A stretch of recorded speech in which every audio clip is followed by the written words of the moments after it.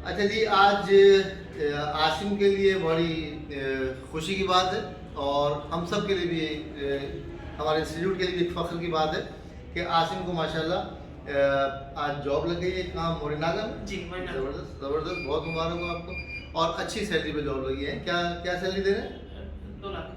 2 लाख रुपए से स्टार्ट करें माशाल्लाह। और आपने कितने लेवल किए हैं? अभी 2 लेवल किए हैं। N4 तक। N4 तक पास किया है ना आपने? तो N4 इन्होंने पास किया है, अभी N3 नहीं किया है। और इनको माशाल्लाह जॉब जो है वो 2 लाख रुपए से स्टार्ट की मिल गई। लाहौर में है ना?